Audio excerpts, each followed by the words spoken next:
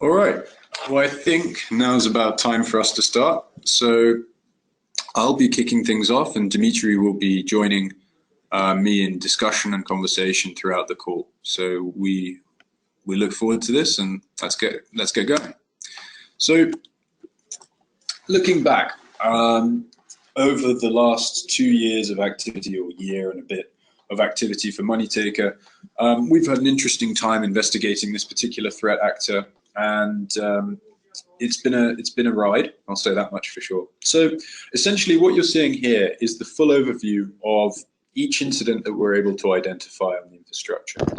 We initially identified this case from incident response that took place in the Russian Federation in September of 2016. The most important thing to note about this is that the attack took place against the central bank workstation of the Russian Federation. And so this was a Swift analog, and is a Swift analog that's used in entirely Russia specific. And the most important thing about this is that when we were investigating this initial attack, we're able to identify that the threat actor, who we couldn't link to other actors at the time, was actually self-writing their own malware. During their time in the infected network, they were able to make changes to the malware that they developed for the attack on the central bank workstation.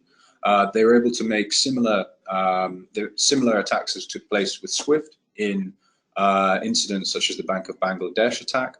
And from this, we're able to establish that they were separate, but also, unlinked, this particular instance, but also relatively advanced groups that were targeting financial institutions. In the same period, one of our clients in the Russian Federation, inside of their ARM-KBR infrastructure, this particular transfer system that was infected, they identified it before an incident was able to take place, and accordingly they were able to stop the attack. So that took place in October of 2016.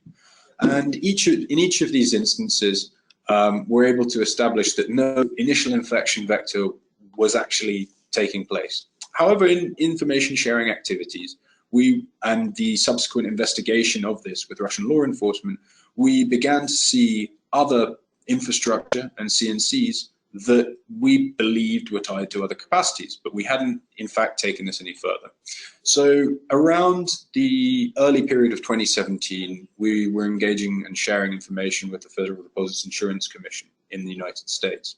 And from here, we were able to establish that some of the architecture that we were investigating crossed over with incidents involved in the United States. So this allowed us to then go back retrospectively once we gained access to this Irkutsk-based CNC server and look at attacks that had happened in May of 2016. And then subsequently, we're able to then track this actor as they conducted attacks throughout 2017. However, it's worth noting that while we began to get involved in law enforcement activity, it wasn't until the period in May, June of 2017 that we were able to have a full view of these attacks. So accordingly, after we were shared information, we then decided to investigate this in much more detail. And accordingly, we then began identifying all victims, giving our analysts time to investigate not just the Russian incidents, but more broadly. And this then led to SSL-based analysis, and then subsequently analysis of logs on the servers, looking at exfiltrated documents, and other accompanying data that allowed us to make an attribution to the MoneyTaker group, and also allowed us to essentially plot out and build up our reporting on MoneyTaker group. So, as we've been discussing, a number of the servers that we were monitoring were based, in fact, in the Russian Federation, many hosted through ISP system in the .root domain. And what's interesting is that we do not see the full attack infrastructure. So this is just a snapshot of some of what we expect to be broader attacks.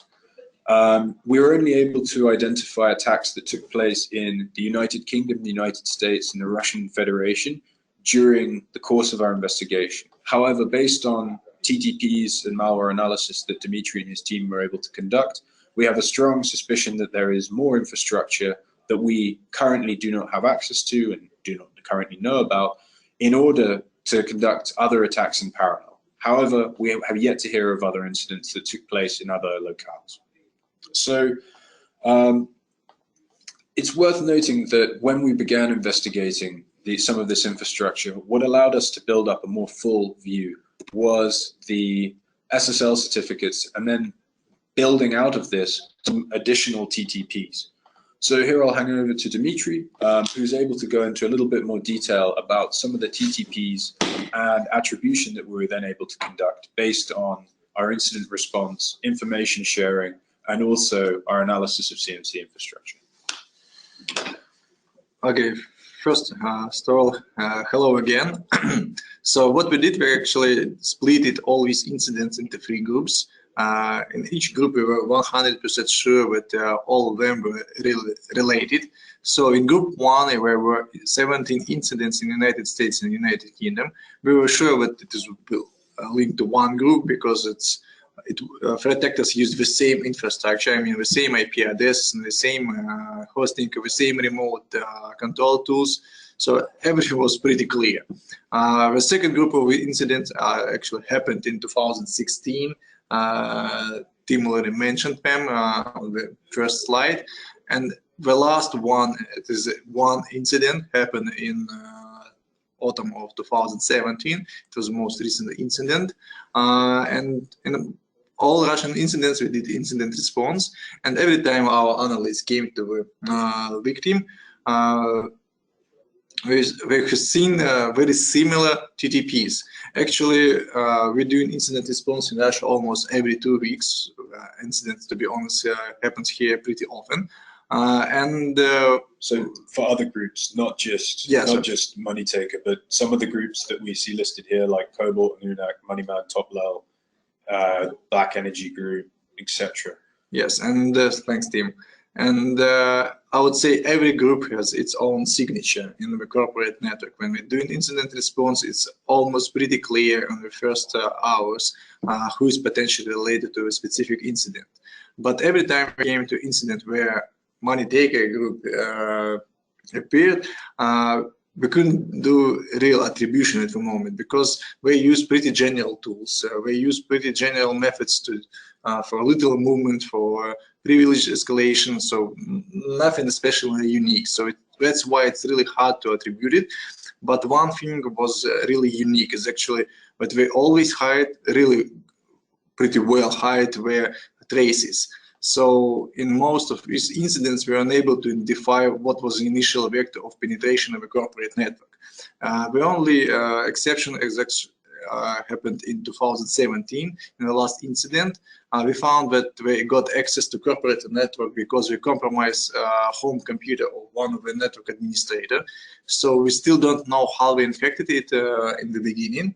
But after that got access to his home computer, we found that he's managing banking network remotely, and using the same remote access, we actually got access to the banking infrastructure, upload their tools, but again were pretty general, and successfully robbed that bank. Again through interbank system. So what was actually common for all these groups? All of them use Metasploit to infiltrate corporate networks. Everyone uses, I would say almost everyone uses now Metasploit, so not just cyber criminals, but also cybersecurity experts. Pretty unique thing was how we generate SSL certificates. So to protect communication between compromised computer, I mean infected computer, and C2 server, we need to establish a SSL connection. And usually, by default, Metasploit generates SSL certificate, self-generated SSL certificate, and it randomly fills in that certificate. Sometimes some of threat actors do it manually, more carefully, but these guys, I mean MoneyTaker, they did it very carefully. So they filled every single field in the SSL certificate. We tried to copy it from original SSL certificate. I mean, we copied it from Microsoft, from Bank of America, from Federal Reserve Bank of America, Microsoft, VMware, and other popular brands. Yahoo, one of them. We know that all of them in all three groups were actually Russian-speaking attackers. We don't claim that it was Russian hackers, but Russian-speaking definitely. And during every attack, we've seen that developer actually was on board. So it was not a guy who worked on them for hire, but he was a team member who works pretty closely, because we see that some of these tools were compiled just at the moment of attack. So, I mean, the program was just compiled, and I would say a couple of minutes later, they already downloaded in the corporate infrastructure. So we've seen we use some pretty general things, but one of the unique factors is that we forwarding corporate emails from compromised accounts, I mean corporate accounts, to publicly available email addresses at Yandex, Mail.ru, and it is more related to attacks that we did outside of Russia.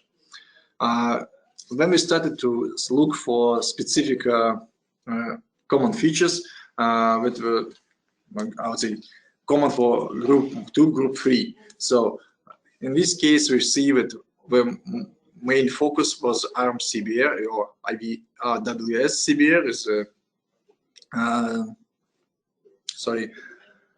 interbank system. So we didn't look for ATM card processing or others. So the main primary goal was to get access to that specific system. We're also seeing them using, even in 2016, in 2017, the same ISP, pretty unique ISP in Armenia. So during the year, we changed a couple of IP addresses, but actually only the last octet of our IP address was changed. In both cases, where we identified some unique domains in .ga zone, which is also pretty unique. And we see that we use similar manner to propagate across the network, because we did incident response and it was completely clear for us. But we have also found one link between group 1 and group 3 and group 2, sorry. So when we did the observation of C2 server used to attack American banks, we found that we using also ultra VNC with specific version, I mean 1194. And this version was available in 2013. But at the moment of attack, it was already 2016. And usually threat actors try to use most recent version of remote access tool. And this was quite unique thing. And we found that to attack American banks and to attack Russian banks in the end of 2016, they used the same version of Ultra VNC. So this is actually how we link all these incidents. And I would say more technical analysis we provided in our report. So moving on from that, I mean, there are a number of other indicators that we did also analyze during the period of writing the report. So whether through incident response or also analysis of CNC architecture, we put out a prior notification to our clients regarding point-of-sale malware that we'd identified on some of the supporting server architecture. From that, we made an additional, an early attribution, but that was then proven to be not in line with our hypothesis that we have now, that this is in fact an entirely separate group. Yes, actually we carefully checked the link between this group and Fin7. We thought it was Fin7 because of post malware, pretty unique post malware. But we also get in contact with BAA systems to check if we see some similarities. So we didn't find any link, to be honest, with Fin7. So we do think that it's a completely different group. We're 100% sure that it's not Anunnaki, it's not Cobalt, it's not Silence, MoneyMail, Doppler. We also have seen that in the United Kingdom we attacked one of the software vendor, and before we did it, right after that incident, there was not one more incident with Swift system happened in Turkey. It was in December. And we thought it was linked, but actually after careful investigation we see that there is no link between incidents in UK and the incident with Turkish bank, because Turkish bank was actually a client of the UK vendor. We also checked links with Swift incidents in Hong Kong and Ukraine happened in the middle of last year. But again, it was this group is not related to that incidents. But we found more information about attacks in the United States. Tim, please. Or you want me to? Yeah, sure. We'll skip on to the next slide. But basically, we also were able to talk with FDIC and also then share information about essentially what was going on the victim side and the kinds of attack that were taking place. And we saw that there were repeated TTPs there. And so we're able to bunch all of those, I think, 17 attacks together. Additionally, because of the monitoring of the Irkutsk-based CNC servers that we were analyzing, we saw that all of these Metaprot servers were receiving the same victim data, victim IP data from connections, and this allowed us to then attribute this all into the same actor. With regard to some of the additional TTPs that took place, once the actors were involved on the victim networks, what we saw in the US cases is that there was whitelisting taking place that meant that in order to complicate research and also incident response and also then finally attribution, and this meant that the only connections were possible from the victim network. So these were then whitelisted on the CNC servers, and this was then a TTP that was then reused in the Russia incidents. So once they're on the server, they basically just run a simple script, and those then basically check back. If the request is made from the whitelist, then malicious files were then downloaded. No, if you want to. We need to clarify what we also use a pretty unique persistent server. We don't see pretty often that guys using such a role of servers in the network infrastructure. So usually we see that we're using some layers and layers of proxy servers to have a backend, but these guys use different strategies. So they use main server where we install actually a Metasploit and stored all exfiltrated documents from corporate networks, logins, passwords, and of course manage the attack process. But there was another server actually that was running only a web server and a couple of scripts, and these simple scripts did actually two simple checks. One of them is to check user agent, and if it field was within each TTP, then it was fine. If something else, they returned the error on behalf of web server. So this was the simple check to avoid malware analysts to successfully emulate protocol of malicious program to get some more information, some more context from that server. The next actually check was to if IP that requested malicious payload was from whitelisted network. If it was from whitelisted network, we got mainstage.exe. It was actually Metasploit framework that leads to best framework and backconnect server mentioned on the scheme. If it was not whitelisted IP address, we returned the legitimate Windows file, so that's why if some of malware analyst was trying to investigate this case, I mean one of the incident, probably he was getting legitimate file from remote server and actually stopped his maybe further investigation.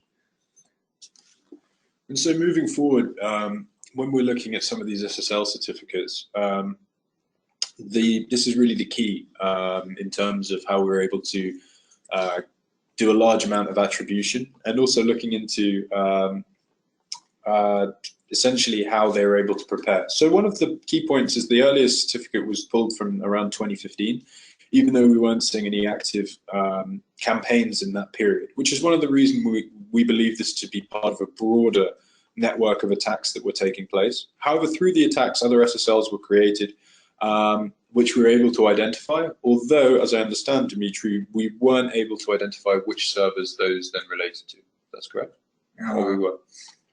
Could you please repeat?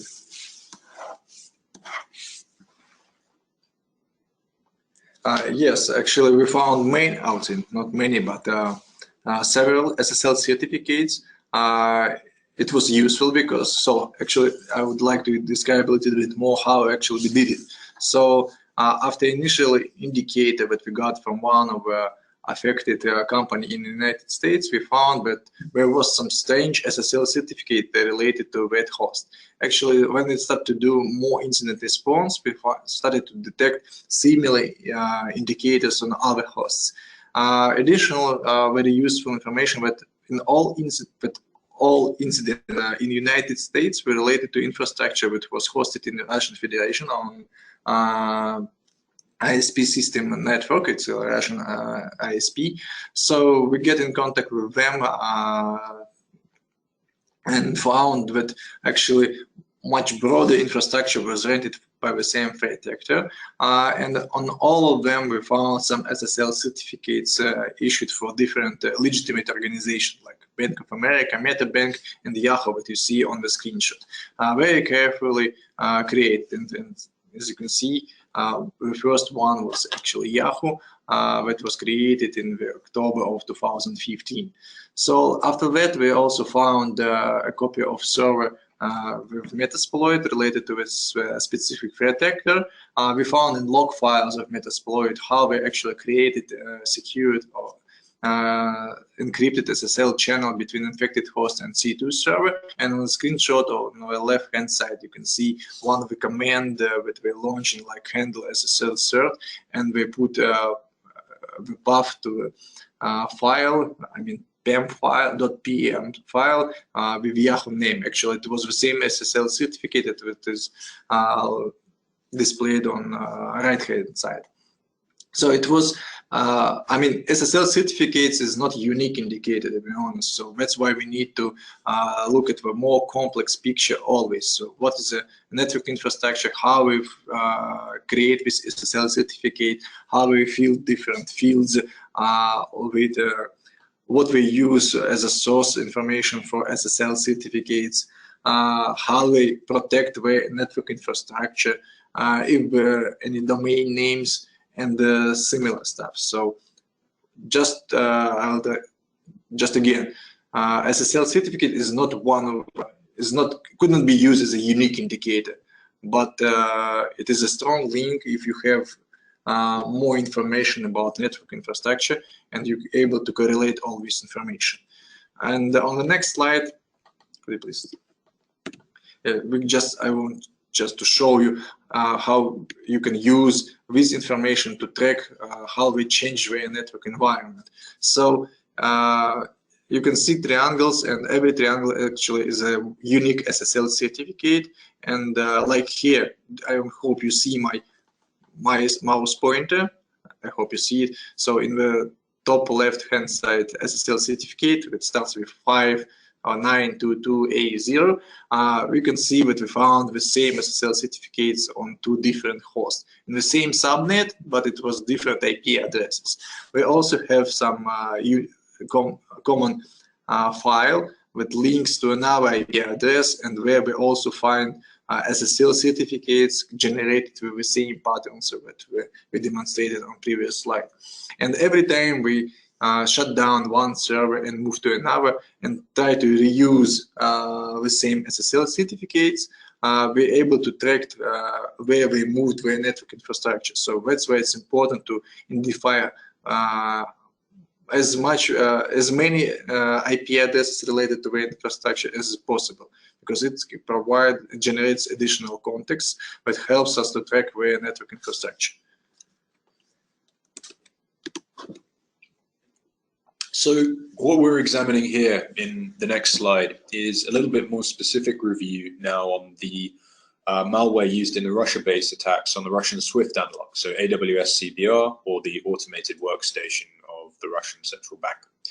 This is infrastructure that allows for banks in Russia to transfer in between themselves, so like we mentioned, a SWIFT analog. And similarly to the SWIFT attacks that took place on Bank of Bangladesh, what's essentially taking place here is that there's a module inside of this tool, which I think was named MoneyTaker 5.0, and this essentially contains a module to replace payment details. So this is how the fraud initially takes place. A payment detail, such as, for example, the receiver bank account and corresponding accounts, will then be altered. However, at the same time, a separate module is employed in order to replace and hide the fraudulent transactions, so that the operator in the bank who is entering the normal payment data will receive information on his screen or her screen that in fact the payment has been completed as entered, and only then this then allows the attackers more time inside of the network to complicate incident response, to remove their traces of their activity, but also it allows them with the capacity to conduct more fraudulent transactions as well, because the initial transfers won't get caught. And so the operator will enter all of the standard authentication codes, will enter passwords, and will essentially just be displayed incorrect information as their payments are rerouted to third-party accounts. Yes, what is also worth to mention that AWS CBI or Russian interbank system use the same logic as SWIFT system. So outgoing and incoming messages. So and actually this software works with messages that goes in and goes out of the bank.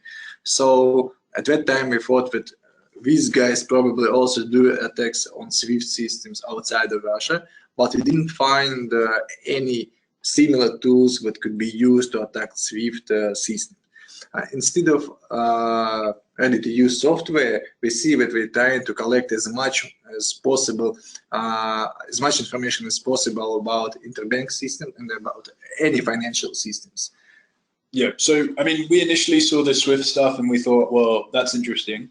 However, it's very important to note at this juncture that it wasn't just SWIFT that was data that was being pulled out. It was card processing manuals, daily work debit card information, how debit cards are issued.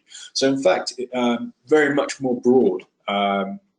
And this was interesting when we then began to look into some of the incidents that had taken place, for example, on the UK financial services software provider, because these companies are providing support such as card processing, such as trading terminal data, and all of this falls under systems of interest to this particular actor. So when we did begin to see uploaded and exfiltrated documentation on CNC servers, it wasn't just for SWIFT. It in fact was for a much broader range of financial systems with a sincere focus on ATMs and card processing. And this then logically led into the numerous attacks that took place on US banks and accordingly their card processing systems. So in a bit more broad analysis on different threat vectors that we've been seeing lately, it's really important to say that maybe in 2016, we were primarily concerned with ATM logical attacks because of groups like Cobalt and also SWIFT. But in the period since, it seems that a large amount of financial institutions have hardened these systems, especially SWIFT, and become much more adept at dealing with attacks against them. However, no one's really ever dealt with card processing systems to the same degree. And so this has been a major risk factor that we've seen now developing into 2017, and where we've seen the majority of thefts take place. And accordingly, it's where we predict the majority of thefts to continue. The reason for this is that fundamentally it's an excellent method to steal from. So whereas historically, if you're dealing with SWIFT, you have to deal with money laundering, maybe cross-geographic, cross-border transactions, then complex mule systems, and many change of connection. Similarly, for ATM malware, you have to have, and logical attacks, you have to have mules at specific ATMs at a specific time in order to cash those out. Whereas if you look at card processing-based attacks, all you need is a card.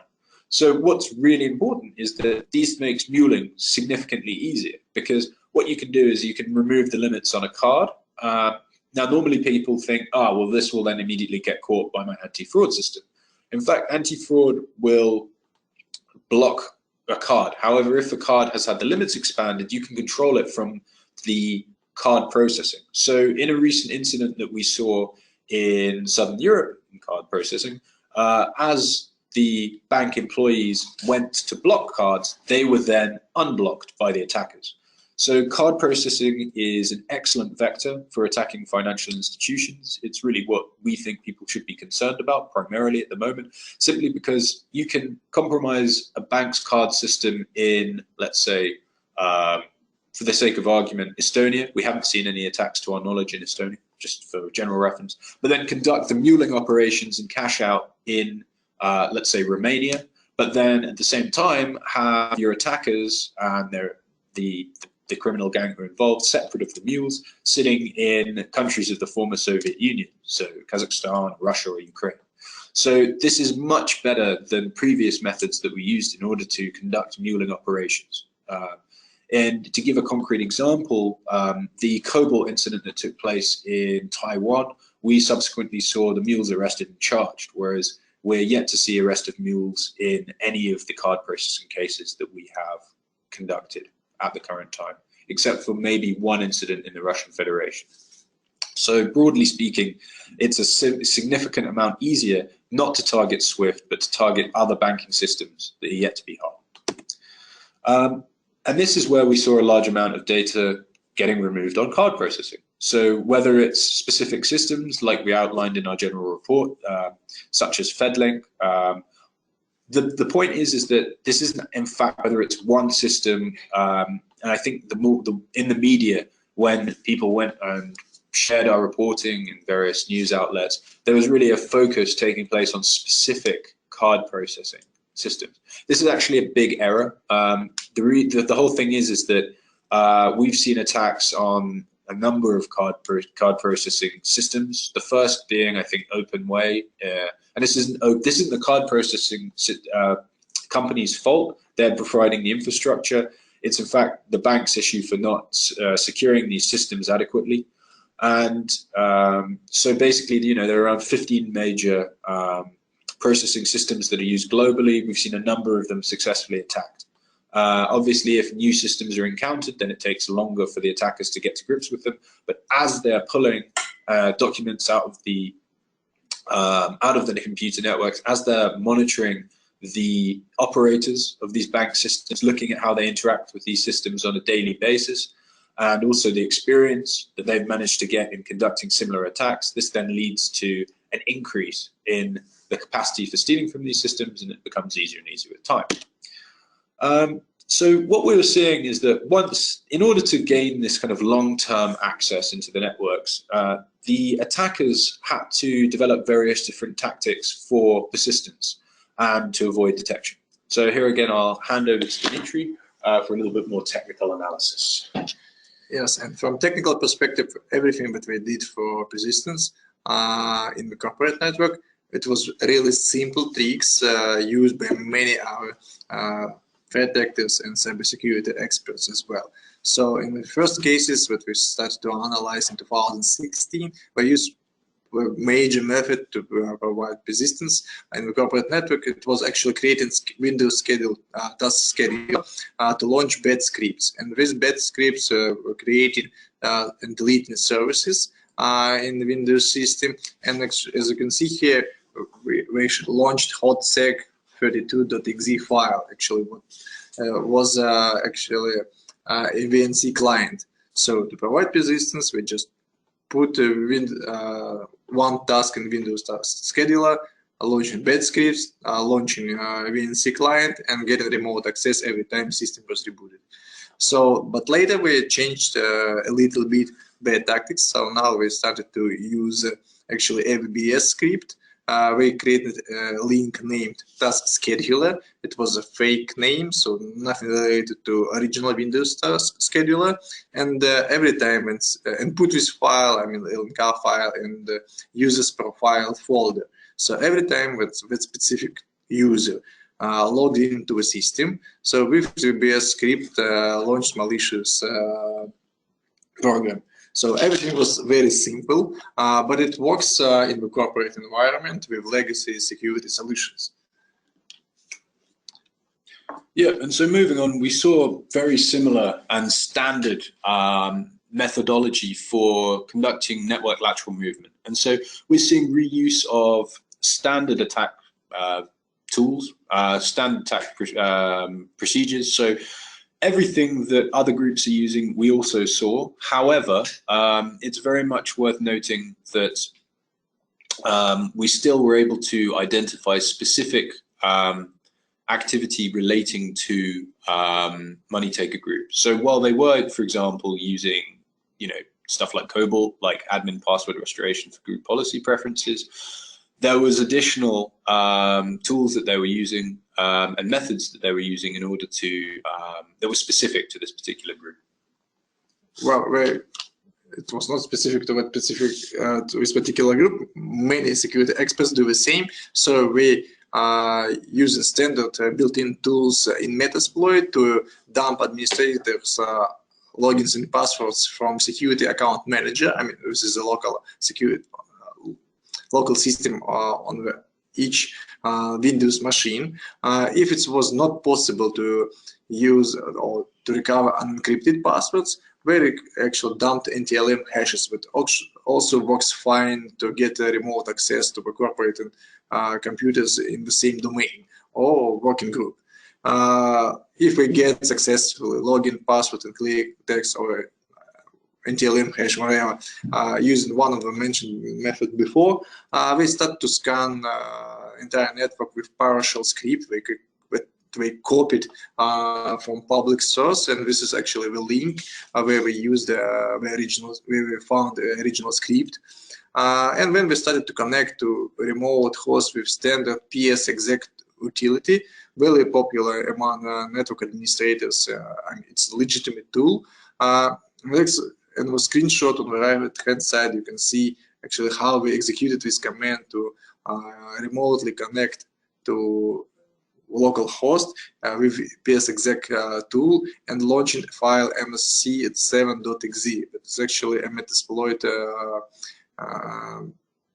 not beacon Metapredator payload. And to connect to this host, we used administrator login and SMB pass, which is actually NTLM hash that we recovered from security account manager. So everything is pretty standard, everything is simple, and it works. It works again in corporate environment of banks that we successfully attacked. Another thing that is worth to mention is how we actually get remote access to the network. So on the first point, we mentioned that we're using standard again, SOX proxy, but we're running usually on port 7080 or 1808 on local machine. To get remote access to this SOX proxy that we launched on local machine, we need to allow this network traffic on firewalls, because usually these ports are closed in corporate environment. So we successfully get access to firewalls, change their configuration to allow such type of traffic. But we use it not for in every case. So sometimes we just created a hidden channel with p-link utility. It's a legitimate tool. It creates SSH tunnel with C2 server, and it helps them to bypass the network sensors that do network inspection, network traffic inspection, like IDS or IPS. In the United States, we know there's a popular solution for remote access, like how much you log me in. So in some cases, we use that specific tool to remotely get access to corporate environment. And we see that we're trying to adopt their actions to what is currently used in a specific bank. So if the bank using SOX proxy, we use SOX proxy. If we use LogMeIn Hamachi in like in the United States, we'll use this tool. Sometimes we use different versions of VNC clients, such as wireless VNC, that is built in Metasploit, standard VNC, ultra VNC, tight VNC, and different portable versions for different architectures, including that old version of ultra VNC that we found on the C2 server and the incident that happened in Russia. Yeah, so moving on, we also saw a bunch of interesting reuse of tools that again allowed us to continue our attribution, and also gave us some insight into the TTPs that were being used. So one of the key points that we wrote about in our report that may have been misinterpreted, and just jumping over to point 2 now, is we discovered reuse of a particular tool that had Portuguese script in it, and so accordingly we reached out to CERT Portugal in order to look for a more accurate attribution. And what we saw was that the Portuguese CERT essentially offered that this was being used by a Brazilian actor and had been developed accordingly. But then this was, rather than being a Brazilian actor in the Russian group, this was in fact redeveloped by the MoneyTaker group in order to then use it for key logging and screenshotting functions. So this was one of the key sources of intel that they were able to pull from banking networks. And it really allowed then, alongside near CMD, which is legitimate, for the attackers to get a very good insight into what was taking place inside of the corporate network and how to better exploit that. Then there are a couple of other points that were interesting, and one of them led to our initial analysis and link what we thought were at the time links with Fin7, and this was the fact that on the one of the CNC servers that we examined and were able to gain access to with law enforcement, there was a couple of malicious files that we're able to identify. Now, we don't normally see threat actors storing third-party malware that they haven't used onto their CNC servers. Very strange thing to do. And accordingly, while we never saw these tools being used in the actual attacks, it was very interesting to see them accordingly linked into what appeared to be some proof point investigations. And so this is where we saw use of a point of sales terminal. In this instance, I believe it was called ScanPOS. And this then made us think that this was part of the Fin7 based activity. However, on closer inspection and also consultation with groups that had done, and intel researchers who had done incident response on Fin7 cases, it turns out that this was not the case. So there are a couple of points around smoke loader and also around this particular POS terminal and delivery method for Cronus, and also the macros Word document that we were able to access. And I'll hand over to Dimitri again. Yes, actually the presence of these banking trojans and malicious document related to the distribution of these banking trojans, actually this link is pretty strong to this spam campaign, but held in UK and United States. But as Tim already mentioned, we didn't find actually C2 server. I mean, we know IP addresses related to C2 server of ScanPOS and Cronus banking trojan, but we didn't find this network infrastructure. I mean, source codes of control panel. We don't see victims related to this infrastructure because we hosted it on our network infrastructure where we didn't get access to. So that means that we see only a part of network infrastructure related to that cyber criminals, and probably they have broader operations not just in the United States, in Russia and UK, but also in other regions. All we need is to find more evidence and collect more information about these specific threat actors. The problem with it's really hard to attribute incidents made by this group to MoneyTaker, because we use general tools. We pretty accurately remove traces from a corporate network, and we change actually targets on a regular basis. So we see that in the beginning of 2006, we targeted United States. Then we switched to Russia. After Russian victims, we switched again to United States, and now they get back and target Russia again without any activity in the United States. So we successfully robbed one bank in Russia. It means that we will switch to a focus to other region, and I hope we did it already. So, and we expect that the next region could be potentially Latin America, where we know more about financial system, because we successfully got access to documentation of FedLink and our company. And but by any extension, I mean, you could also make that argument for, sorry to be difficult, Dimitri, but you can make that argument as well for the breach in the UK. Yes, of course. So I think that the key point is actually that, you know, when you're targeting card processing, you can go anywhere.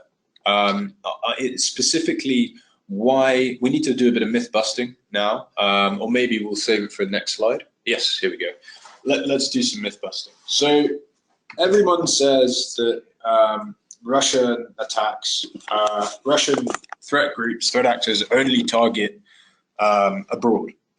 This case shows quite clearly the opposite, if we're correct in our attribution. But one of the things that we've seen with Cobalt Group is exactly the same.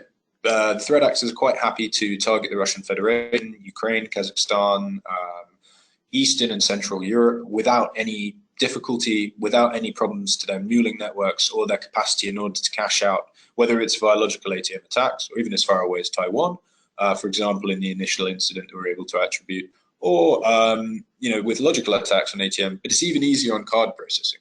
So while we say there are really a couple of takeaways. So while we say on the one hand, okay, you know, yes, there are particular systems that they've taken interest in. This does increase the likelihood that they will attack similar banks using those systems. On the flip side, it's still very probable and possible, as these kind of groups have stolen from numerous different kinds of card processing, it's much more likely that they will just continue to target banks in areas that are relevant and where they have access to their mule networks. This means probably for the most part, United States, Russian Federation, and Eastern Europe. This is where we see the bulk of Cobalt activity, for example, taking place, and also other groups like Silence that we've been doing incident response on recently. So the key point is, let's focus on card processing. You know, it's something that's often ignored. We've been getting a lot of questions from our clients, just because of the general media buzz has been on other areas like SWIFT, or more generally around leaks. In fact, it's relatively easy to steal from card processing. This is a screenshot from a Kazakh-based incident that we had at the beginning of this year, February, if I'm not wrong, and where we were able to just take a look in. This was actually a card that hadn't been edited, but for the sake of argument, you can go into the back end of these systems, bypass anti-fraud, unblock cards, and allow, you know, millions of dollars to be put onto the potential withdrawal capacity of each individual card. And this includes debit cards. So all it needs is for the attackers to have access to the cards. So either you go to the bank account, the bank itself, and you get issued a card that's then used in the attacks, or you do stuff like cloning cards. You buy a dump card online with like track 1, track 2 data, and then off you go with a cloned card down to the ATM with the relevant PIN number, and then you're very, very able to then withdraw funds to your heart's content. So this is very much an emerging threat. We're seeing it increasingly often. We're also seeing the sums increase. While in the US we had confirmed by FDIC and subsequently other sources via intel sharing since we published the report, around 500,000 US per incident. That's the figure we've been told. We've seen significantly larger amounts take place during thefts, up to around 25 million euro was the largest that we've seen, with a general standard theft amount of around, I'd say 2 to 3 million euro is realistic. Yeah. So it's significant, the attacks that can take place, and accordingly they're relatively easy to mule, just because of the ATM. You can even use it on separate bank ATMs. So on that note, we'd just like to say we'll love to hand over for questions, but as a Christmas present, please allow your teams to do red teaming on card processing. If you guys have specific questions on how to harden these networks, we've done a fair bit of advisory for our clients on this, and we're more than willing to share. So please just drop us a line, get in touch, and then we'll be able to answer any questions. So on that note of questions, I'll hand over to Dimitri for any technical questions, and we'll then look in the question panel and try and respond to you guys. So looking forward to hearing from you now. Here we go. So question number 1, on the card processing side, are there particular card switching systems? Have they been targeting, or is it varied? So it is varied. There are around 15 major systems, and we've seen more than one targeted. Just looking at the other question, which is, have we seen any? So just to recap on that question, the first is that you can really target any card processing system. It doesn't matter whether whether there's a specific brand. Obviously, it helps if there is, because it accelerates the theft and it decreases the time that it takes for the attackers to learn about the system, and therefore decreases the amount of time to detection, or allowed for detection by guys in the SOC. Separate question. Have we seen any malware referenced in the report on your investigations? We haven't seen MoneyTaker version 5.0 used anywhere else. It isn't an open source tool. It appears from all information, and based on, as Dimitri was saying, from some of the compilation dates, to be a self-written piece of malware that's used explicitly for attacks on Aram Kebir. So it's not, for example, related to other groups such as Lazarus. We don't attribute this particular attack to Lazarus, and in fact, many of the TTPs are vastly different to the attacks that we've seen Lazarus do in the past in our research there. So any more questions, we'll be very happy to answer. Otherwise, we get a little break. But we can also take any of this offline, and anyone can contact me directly at bobak@groupib.com, and we'll be able to answer questions. But if anyone wants to put anything into the chat, feel free.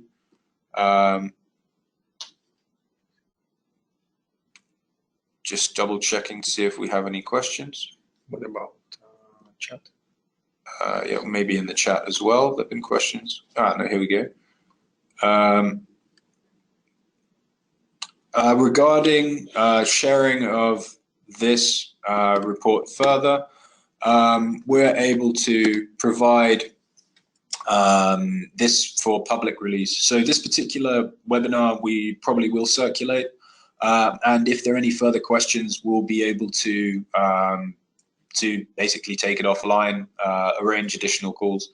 But we're also sharing the general report on MoneyTaker on TLP Green, so everyone's welcome to share that, shoot it up to management, or pass it over to other parties. But unless there are any more questions, I think we are all set. One more, I believe. Here we go. So we're having technical issues with the... Okay, we have a big thanks. Our pleasure. But I think that's wrapping things up, unless any more questions in the chat. Sorry. I think we're done. But it's been a pleasure. We'll be running more of these kind of webinars in the future, as Dimitri and his team do more incident response and expand the list of groups that we are tracking. And yes, I'll be very happy to send out any slides from this webinar. I don't think there's anything too, let's say, too LP read in here for us to be sharing more broadly. Okay, thank you very much for your attention. It was great to speak with you, and have a nice evening. Thank you very much, guys. We'll call it a day on that. Thank you and goodbye.